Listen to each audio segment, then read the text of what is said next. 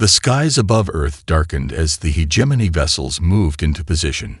They emerged from subspace with mathematical precision, their massive hulls reflecting sunlight in bizarre, shifting patterns the human eyes struggled to process.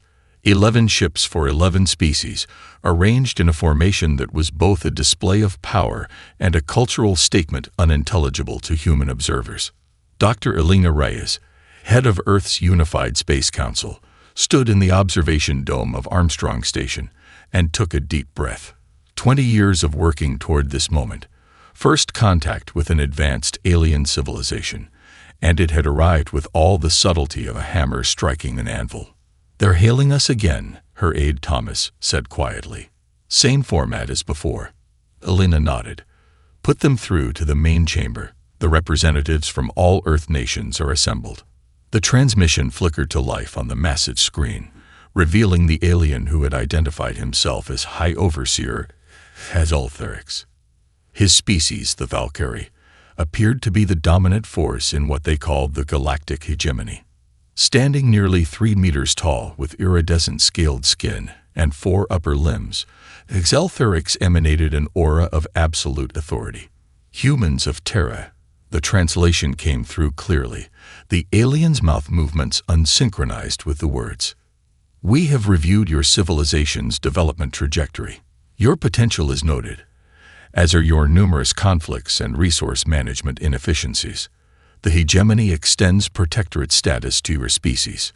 Elena stepped forward. "High Overseer, we appreciate your offer. Could you elaborate on what protectorate status entails for humanity?" Something resembling amusement flickered across the alien's features. "Your species will benefit from access to approved hegemony technologies, protection from cosmic threats, and cultural exchange with mature civilizations.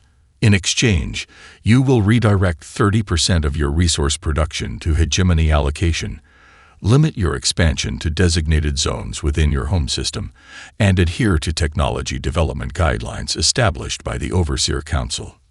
Murmurs spread through the assembled human delegation. Elena maintained her diplomatic composure despite the sinking feeling in her stomach. This wasn't first contact. It was a colonization announcement. "And if we wish to propose alternative arrangements?" she asked. For a moment, the translation seemed to falter. When it resumed, Zeltherix's tone had changed subtly. "Alternative arrangements? There are no alternatives. You misunderstand, human. This is not a negotiation between equals. Your species has barely mastered rudimentary space travel. The hegemony has guided galactic development for millennia. Every species eventually recognizes the benefits of our system." General Maya Santos, representing Earth's Unified Defense Forces, stepped forward beside Elena. "Every species. Without exception," Zeltherix confirmed. "Some required more time to understand their place. None have regretted their eventual wisdom." Elena exchanged glances with the assembled Earth leaders, receiving subtle nods of agreement. "High Overseer, humanity respectfully requests 2 Earth weeks to discuss your generous offer among our governing bodies. This is an historic moment for our species, and we wish to give it appropriate consideration." For the first time, Zeltherix seemed genuinely surprised. His secondary eye membranes flickered rapidly. 2 weeks. This is unusual. Most species immediately recognize the opportunity presented. He paused, upper limbs moving in what human observers could only interpret as a gesture of puzzlement. "Very well. The hegemony will withdraw to the orbit of your 6th planet and await your response in 14 of your days." As the transmission ended, General Santos leaned close to Elena. "They expected us to simply bow down immediately." Elena watched the massive ships begin to move toward Jupiter. "They did, and that tells us something important about the hegemony." "What's that?" "They've forgotten what it means to stand on your own 2 feet." 2 weeks passed in a blur of emergency sessions, global broadcasts, and the most unified human effort since the climate crisis of the 2050s. For once, partisan differences melted away in the face of this existential moment. Scientists worked alongside military strategists, Philosophers consulted with engineers, and historians offered perspectives on past encounters between civilizations at different technological stages, none of which ended well for the less advanced society. When the appointed day arrived, the hegemony ships returned to Earth orbit with clockwork precision. High Overseer Galactic clearly expected a simple acceptance ceremony. Instead, the human delegation had prepared something different. The communication chamber aboard Armstrong Station had been redesigned. Gone was the hastily assembled meeting room. In its place stood a circular chamber with representatives from every continent standing as equals. Dr. Elena Reyes took her position at the center, flanked by General Santos and Dr. Omar Chen, Earth's foremost xenobiologist. "We trust you found our Jupiter system interesting during your wait, High Overseer," Elena began. "We've prepared our response to your generous offer." Galactic's four arms moved in a gesture that the human analysts had determined indicated pleased anticipation. "The hegemony welcomes Terra to our galactic family. The Protectorate induction ceremony requires only your formal acknowledgement." Elena smiled slightly. "That's actually what we wish to discuss. Humanity has carefully considered your proposal of Protectorate status." She paused, making eye contact with the alien leader through the screen. "We decline." The translation must have failed, because Galactic spoke rapidly in his native language before the communication system caught up. "Clarify this response. Our language specialists must have mistranslated." "There is no error," Elena continued calmly. "Humanity wishes to join the galactic community, but as equals, not subordinates. We propose a modified relationship based on mutual exchange, rather than resource extraction and technological limitation." The silence that followed lasted 12 full seconds. When Galactic spoke again, his tone had shifted completely. "This is unprecedented. Your species has barely achieved rudimentary interplanetary travel. You face a civilization that spans 17% of this galaxy. The technology gap between us is greater than that between your modern cities and your Stone Age ancestors, and yet you propose equality." General Santos stepped forward. "We propose respect. Humanity has overcome countless challenges to reach this point. We've survived natural disasters, our own destructive tendencies, and unified our planet. We've done this through innovation, adaptation, and determination. Admirable qualities." Galactic responded, his secondary eyelids flickering rapidly. "But ultimately irrelevant. The path is set. Every species eventually accepts guidance from those more advanced." Dr. Chen spoke next. "If that's true, then your own species must once have been guided by others. Are they still your overseers, or did you eventually stand as equals?" The question clearly unsettled the High Overseer. His scales shifted color slightly before he regained composure. "Your species requires time to understand the reality of your situation. The hegemony grants you 1 solar year to reconsider. After that time, if you maintain this unusual stance, a full quarantine of your system will commence. No trade, no cultural exchange, no technological advancement beyond your current limited capabilities." Galactic leaned closer to the transmission device. "Reflect on this carefully, humans. In our thousands of years of expansion, every species has eventually recognized the necessity of our guidance. Some took longer than others, but all eventually knelt before the inevitable." As the transmission ended, Elena turned to her colleagues. 1 year, she said quietly. "Let's make it count." What none of them said aloud was the thought that unified the human leadership in that moment. The hegemony had just made a critical mistake. They had given humanity something infinitely precious: time. The moment the hegemony ships retreated to the outer solar system, humanity's true work began. Dr. Elena Reyes had never imagined she would be grateful for humanity's long history of preparing for worst-case scenarios, but now those skills proved invaluable. In underground facilities beneath the Martian surface, Dr. Sanjay Patel examined the data retrieved from the stealth probes. His team had managed to attach 17 microscopic devices to various hegemony vessels during their first visit. Now, as information streamed in, patterns began to emerge. "It's remarkable," he told the assembled Science Council during their weekly briefing. "Their technology is undeniably advanced, but it follows predictable patterns. They haven't made a significant technological breakthrough in what appears to be over 300 years. General Santos leaned forward. "How is that possible? A species doesn't just stop innovating." "Actually, they might," said Dr. Amara Okafor, Earth's leading sociological theorist. "The hegemony operates on rigid hierarchical principles. Information flows up, orders flow down. Their entire society is optimized for stability, not creativity. They're maintaining rather than advancing." Alina processed this information. "So we're facing an opponent with superior technology, but inferior innovation. What can we exploit in that dynamic?" "Everything," Sanjay replied, his eyes bright with excitement. "We don't need to match their current technology. We need to develop in directions they've never explored." Within months, research facilities across Earth, Mars, and the moons of Jupiter were redirected toward asymmetrical development. Quantum communication systems that operated on principles the hegemony sensors couldn't detect. Miniaturized fusion drives that sacrificed power for stealth and efficiency. Biomimetic materials that could adapt to various environments. Meanwhile, in the asteroid belt, mining operations were quietly expanded, with resources stockpiled in hidden locations. The Europa underwater colony, originally a small research station, was rapidly expanded into a manufacturing hub, its activities shielded from detection by kilometers of ice. Dr. Chen's xenobiology team made another crucial discovery while analyzing the recovered data.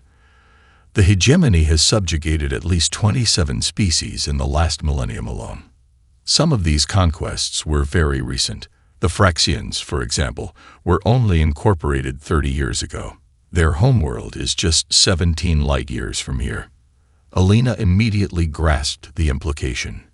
Recent enough that they might remember freedom.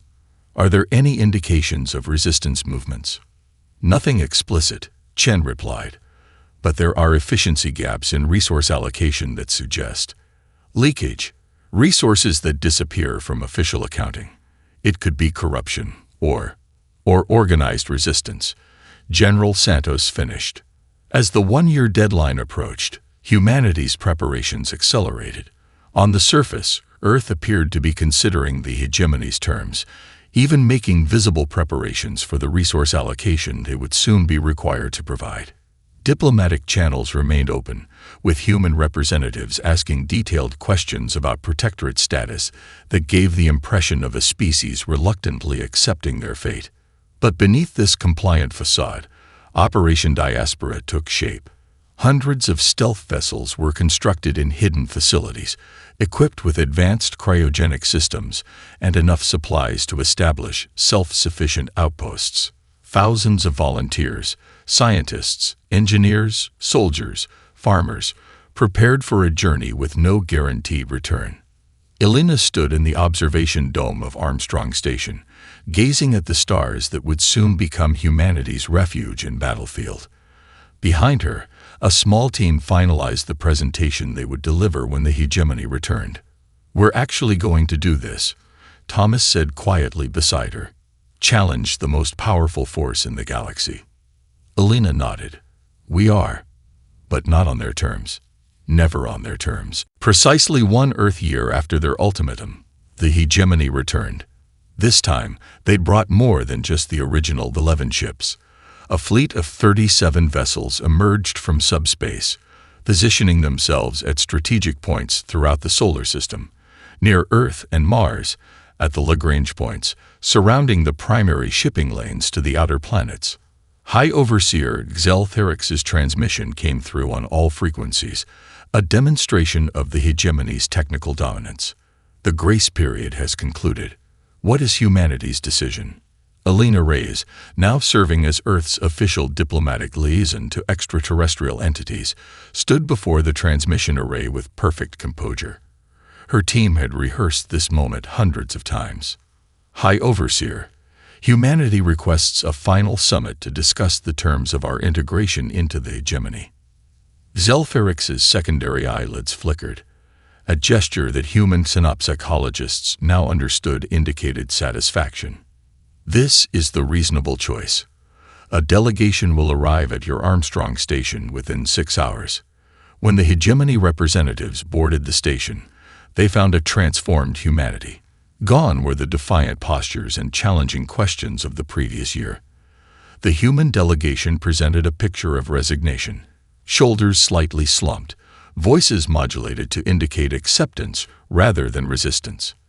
"We have reviewed your terms extensively," Alina explained, her voice carefully calibrated to convey reluctant capitulation.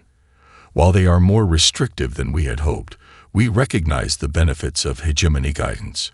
Zelferix performed the Valkyrie gesture of approval, his upper limbs extending in a complex pattern. "Your species has chosen wisely. The transition period will commence immediately. Hegemony oversight teams will establish headquarters on your planet and primary colony. Resource redirection will begin within 30 solar days." As the meeting concluded and arrangements were made for the formal submission ceremony, hegemony sensors detected nothing unusual throughout the solar system. Their scans showed human activity exactly where it should be: mining operations in the asteroid belt, research stations on the moons of Jupiter and Saturn, the expected traffic between Earth and Mars. What they failed to detect was what wasn't there. In the 3 days before the hegemony's arrival, Operation Diaspora had entered its final phase. 317 stealth vessels had departed from hidden launch facilities on Pluto, Neptune's moon Triton, and various concealed asteroid bases. Each ship carried between 20 and 100 people, the seeds of humanity scattered to the stars.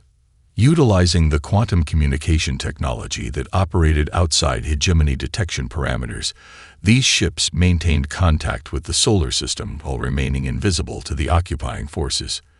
Their destinations were carefully plotted to exploit gaps in the hegemony's monitoring network, heading toward star systems of little strategic interest or resource value. Meanwhile, on Earth, Mars, and the visible colonies, humanity played their role perfectly. They became the model protectorate species, diligently reporting their activities, meeting resource quotas, and expressing appropriate gratitude for hegemony guidance. The oversight teams found nothing to indicate resistance or subterfuge. 6 months into the quarantine, General Santos met with Alina in a shielded chamber beneath the Olympus Mons colony on Mars. "All diaspora vessels have reached their initial destinations," Santos reported, her voice barely above a whisper despite the room's security measures. "Phase 2 deployments are underway. The hegemony suspects nothing." Alina nodded, allowing herself a small smile. "And our other initiative? Contact has been established with resistance elements among the fractions and Nimbari. They were skeptical at first, but our technological offerings have convinced them of our value as allies." "And the timeline?" "We're ahead of schedule. The network is growing faster than we anticipated. It seems we're not the only species that refuses tow." "Careful," Alina interrupted, glancing meaningfully at the ceiling. Santos nodded. "That refuses to accept permanent limitation." Captain Maya Lin guided her stealth vessel, the Horizon Seeker, into orbit around the small moon of an unremarkable gas giant. The star system, catalogued as HE 40,000, 307 by Earth astronomers, but known as Varax to the fractions, lay just outside the regular patrol routes of hegemony enforcement ships. "Deploy the habitat modules," she ordered. "Minimal energy signature, just as we practiced." This was the 17th human outpost established in the 2 years since the diaspora began. Each location had been carefully selected, resource-rich but strategically insignificant, perfect for remaining beneath the hegemony's notice. Maya had once commanded a Mars defense squadron. Now she led 37 scientists, engineers, and soldiers in establishing a foothold among the stars. Similar scenes played out across dozens of star systems as humanity quietly expanded beyond the quarantine. On the moon's surface, Dr. Kenji Watanabe calibrated the quantum communication array, establishing contact with the network of hidden colonies. His fingers moved with practiced precision across the controls of a device that theoretically couldn't exist according to hegemony technological models. "Connection established," he reported. "We're receiving updates from all outposts and Sol system. The latest data package contains something unexpected. Coordinates for a rendezvous with representatives of the Fraction resistance." Maya studied the information carefully. "Prepare the diplomatic shuttle," she decided. "Minimal crew, maximum security protocols." 3 days later, in the shadow of an asteroid field, Maya faced her first non-human contact outside the hegemony's watchful eyes. The Fraxian vessel approached cautiously, its design fundamentally different from the uniform aesthetic of hegemony ships. Where hegemony craft were imposing and symmetrical, this ship was organic and irregular, clearly built to evade rather than impress. The Fraxians themselves were equally surprising. Standing nearly 2 meters tall with 4 legs and 2 upper limbs, their translucent skin revealed complex circulatory systems beneath. Their leader introduced herself as Nexel, her voice translated through the human device. "You are either very brave or very foolish," Nexel began, her inner organs pulsing with what Maya interpreted as agitation. "The hegemony has declared your species contained. Meeting with you risks severe repercussions." "Yet you came," Maya replied simply. "Curiosity. Your species has been quarantined for 3 years, yet somehow you are here, beyond your system, with technology that should be beyond your development stage." Maya smiled. "The hegemony made assumptions about us based on what they could see. They failed to understand what humans do when backed into a corner." The meeting lasted 6 hours. Maya shared examples of human innovation, the quantum communication system, adaptive camouflage materials, miniaturized fusion technology. In return, Nexel provided invaluable information about hegemony patrol patterns and communication protocols. "Your approach is unusual," Nexel admitted as the meeting concluded. "Most conquered species either submit completely or attempt direct resistance. Both paths lead to the same result: defeat. Humans don't accept no-win scenarios," Maya explained. "We change the parameters." Similar connections formed across the expanding network. The Nimbari, aquatic beings subjugated a century earlier, shared their unparalleled understanding of biochemistry. The reclusive Talavi, thought by the hegemony to be primitive religious zealots, revealed sophisticated mathematical models that enhanced human stealth technology further. Back in the Sol system, humanity continued its performance of compliance. Resource quotas were met, technological restrictions observed, and hegemony representatives treated with appropriate deference. When minor infractions occurred, they were promptly addressed with public apologies and visible consequences for the responsible parties. 5 years after first contact, Alina Reyes received an encrypted message from the Diaspora Network. She read it alone in her secure chamber beneath Olympus Mons and allowed herself, for the first time in years, to laugh aloud. The message was simple: Phase 1 complete. All seeds planted. Phase 2 ready to commence. 8 years after humanity's first encounter with the Galactic hegemony, the Resistance Alliance activated their carefully constructed plan. Not with weapons or open rebellion, but with something far more subtle and devastating. In a hidden facility on Titan, Dr. Aisha Rahman finalized the last elements of Operation Underminer. As Earth's foremost expert in data systems before first contact, she had spent the past 8 years analyzing the foundations of the hegemony's economic structure. Their entire system depends on predictability, she explained during the final briefing with Alina Reyes and the core leadership team. Resource allocations, shipping schedules, production quotas. They've optimized everything to the point of fragility.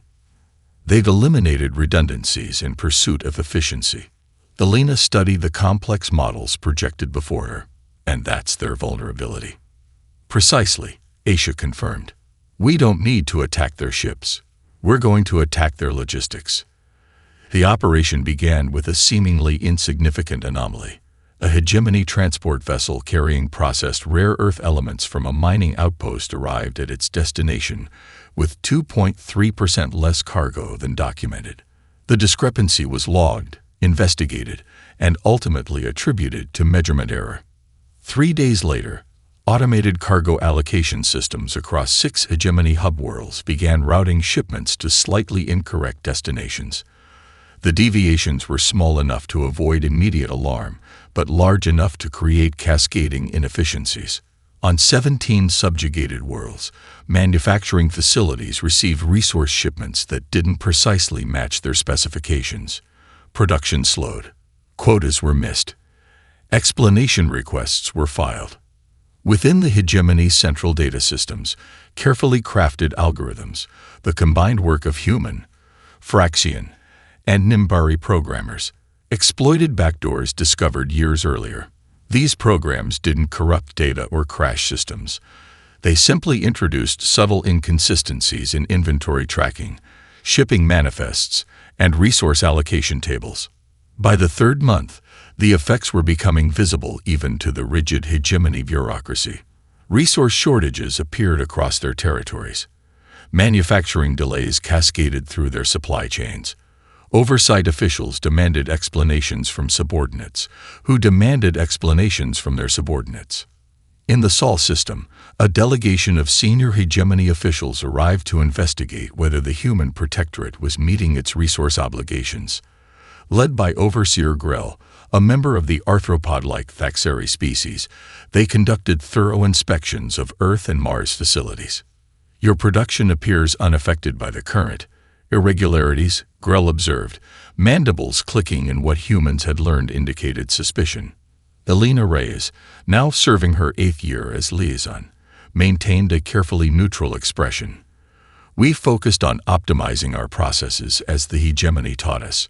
Perhaps our small scale makes us more adaptable to supply variances.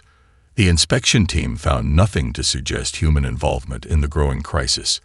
Instead, they discovered a species that seemed to have fully accepted their limited role within the hegemony structure. Human art flourished with themes celebrating unity and cooperation. Their permitted technologies had developed in unexpected but non-threatening directions: more efficient food production, enhanced environmental management, innovative entertainment forms. Curious, Grell commented during the delegation's departure. Most species struggle against limitations, requiring centuries to find contentment within their designated parameters. Humans appear to have adapted remarkably quickly. What the hegemony couldn't see was that human adaptation had taken an entirely different form than they imagined.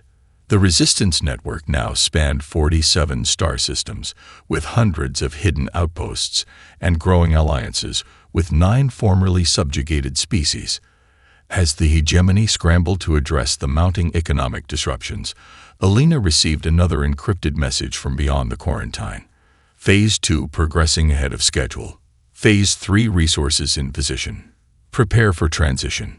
6 days later, High Overseer Zeltherix himself arrived in the Sol system, his presence a clear indication of the hegemony's growing concern.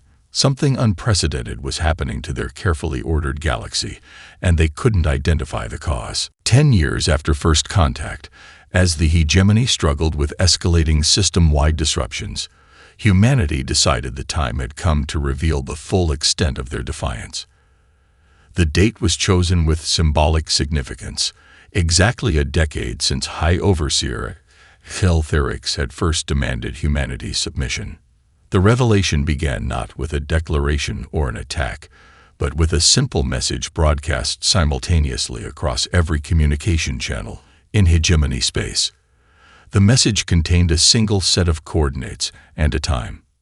In the Overseer Council's central chamber on the hegemony capital world of Valkyrius Prime, Zeltherix and the ruling council watched with growing concern as reports flooded in from across their domain. Ships from all member species were altering course toward the broadcast coordinates, abandoning their assigned routes without authorization. Quarantine the broadcast source, Zeltherix commanded. This is clearly a malfunction or an isolated act of sabotage. But the source couldn't be quarantined because it came from everywhere at once, a quantum entanglement communication method that hegemony science had deemed theoretically impossible. At the designated time, representatives from across the resistance network gathered at the coordinates, a previously unremarkable star system that the hegemony had surveyed but never colonized. Hundreds of ships emerged from stealth, revealing a gathering fleet that should not exist.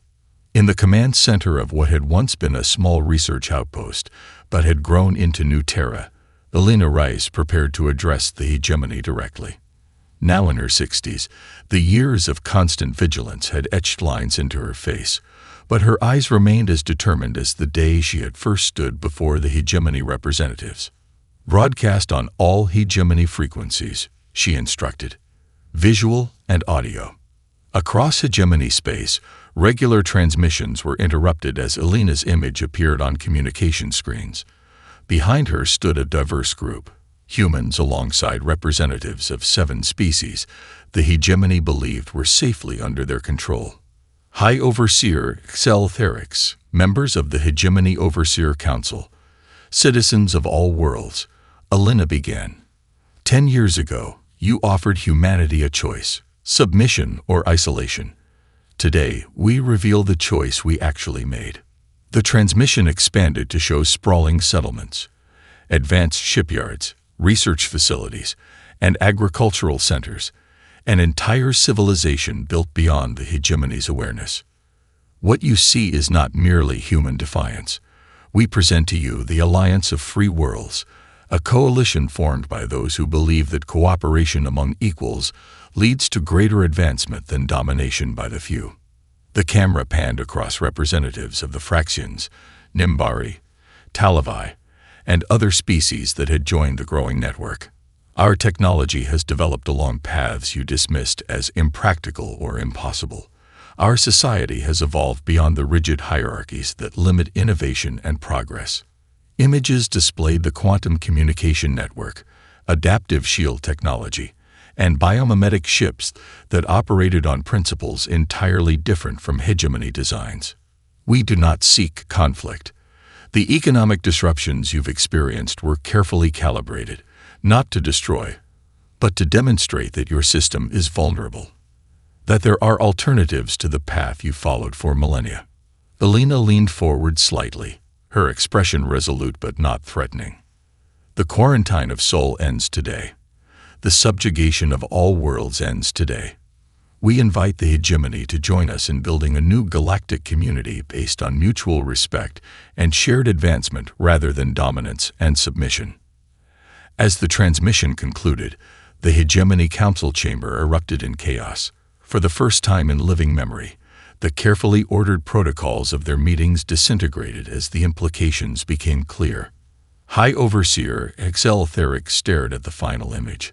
A fleet of ships with designs unlike anything in the hegemony database, gathered in numbers that threatened the balance of power that had defined galactic politics for thousands of years. The 3 months following the unveiling became known across the galaxy as the period of transformation.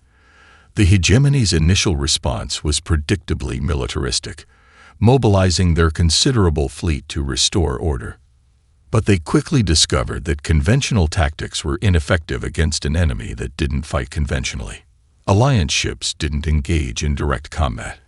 Instead, they employed disruptive technologies that rendered hegemony weapon systems temporarily inoperable. When cornered, they simply disappeared, using phase shift technology developed through the combined insights of human quantum theorists and Talavi mathematicians. High Overseer HFY convened an emergency session of the Overseer Council. These rebels must be crushed decisively, he insisted. We cannot allow this challenge to our authority to stand. Overseer Nalay of the Centauri species raised an upper limb in the gesture requesting attention. Before we commit to full military response, perhaps we should consider the unusual nature of their invitation.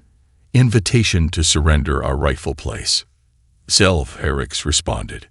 Invitation to adapt, Nalay countered. For 10,000 cycles, the hegemony has followed one path. Perhaps there is wisdom in examining alternatives.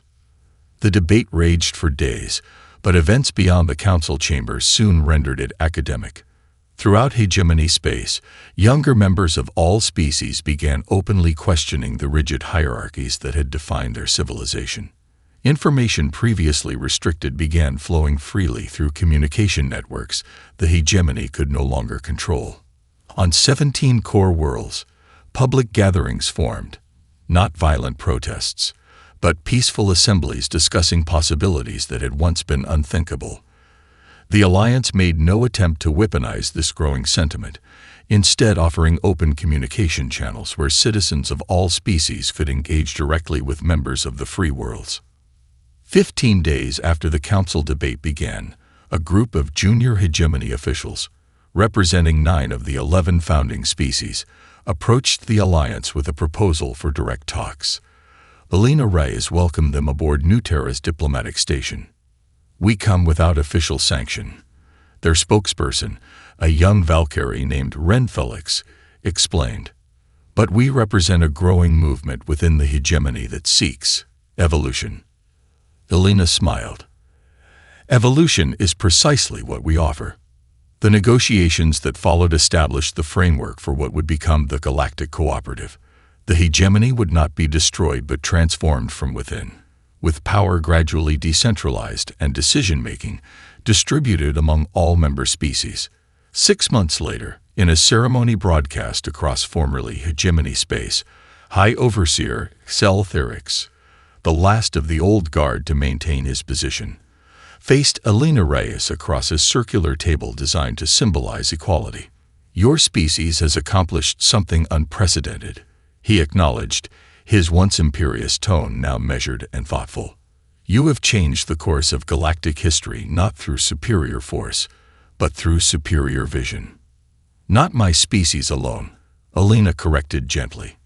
"This transformation belongs to all who contributed, human, Fraxian, Nimbari, Talavi, and yes, even progressive elements within the hegemony itself. The transition wasn't without challenge. Cultural habits established over millennia couldn't change overnight, but the rigid hierarchies that had stifled innovation gradually gave way to collaborative networks that unleashed creativity across species boundaries. 15 years after being told to kneel before the inevitable, humanity stood as equals among the stars. The quantum communication network that had once been their secret weapon became the foundation for a new era of shared knowledge. Technological development accelerated as diverse perspectives combined to solve problems that had once seemed insurmountable. In the Great Hall of Nuterra, on the 15th anniversary of the unveiling, Alina Reyes, now approaching the end of her remarkable life, addressed representatives from 117 worlds. "The greatest strength of any civilization," she told them, "is not found in the power to make others kneel, but in the wisdom to help them stand."